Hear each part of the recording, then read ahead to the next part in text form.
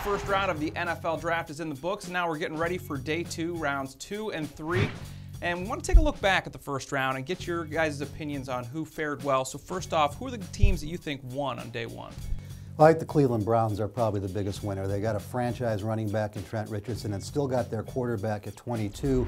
I think a guy who is clearly the 3rd best quarterback in this draft, particularly in terms of ready to play right away. Pittsburgh Steelers, they're living right, guys. For David DeCastro to fall that far was just stunning to me.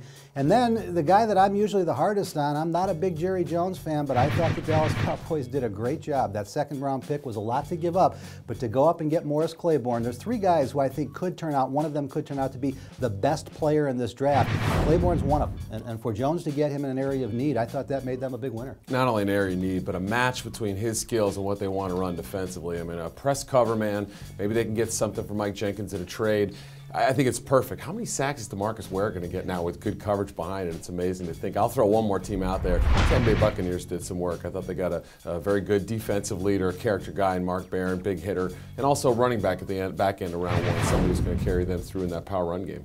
Yeah, I think they needed to get both those things fixed. We thought maybe Trent Richardson they would be able to get early on. They weren't. They were able to come back and get their running back. On the flip side of things, though, who are some teams that you think may have struggled?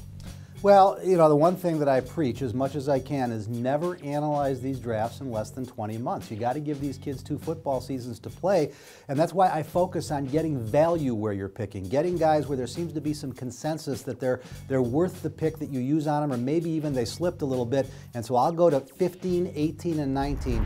Seattle did not have to draft Bruce Irvin that high. I don't care whether he becomes a great player or not. They would have gotten him later, or at least could have traded down. I look at San Diego and the Bears at 18 and 19. Both teams had 2 serious needs, pass rushers and offensive line.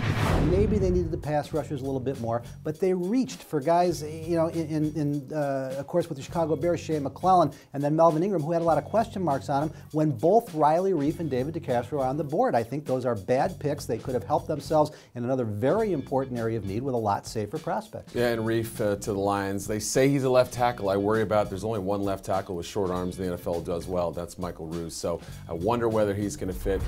The Bengals, I thought their 2 picks were a little bit uninspired. I mean, Dre Kirkpatrick, the character concerns, offensive guard later. We'll have to see how they pan out. They do take the risks on those guys. And, the Browns, as much as I love the Richardson pick, I worry about Brandon Weeden being ready this moment. I know he's a little more advanced than Tannehill, but he might be still a year or 2 away himself. I'm still curious about that a little bit. And like Hub, you said, you don't know. No one knows for these things for a couple of years. We'll wait to see how it all pans out. But you can't help but look back right away and try and get some instant impressions. Well, you do, and I'll tell you one other team that really bothers me more than anybody is the Miami Dolphins. Ryan Tannehill is not a first-round prospect. Should have gone bottom of the 2nd, maybe top of the 3rd round in a lot of normal drafts. A lot of strange things happened this year. But what really bothers me about it, Eric, is according to all my sources, the GM, Jeff Ireland, didn't want to do it. This is an owner's pick. He made Steve Ross happy, and one of these owners is going to learn, stay out of what you don't know. Right. It sounded like QUINTON COPLES might have been their guy, and it's interesting, the irony there, too, is that he lands with the Jets. I'm not sure the Jets wanted him. I don't think they expected to land him at the beginning of the night.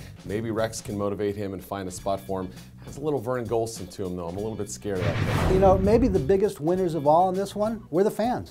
I'm not a real fan of the changes they've made going to 3 nights, but with all the trading going on last night, we had a lot of teams doing things that, Eric, maybe they weren't prepared for because the trades kept coming so fast. It was outstanding theater. I mean, even the networks couldn't keep up. You had to keep following Twitter. You had to go to Pro Football Weekly to get the instant analysis. Yeah, it was fun. I mean, it was like fantasy football or something, like you would be trading guys all over the place. You never thought you'd see that in the NFL.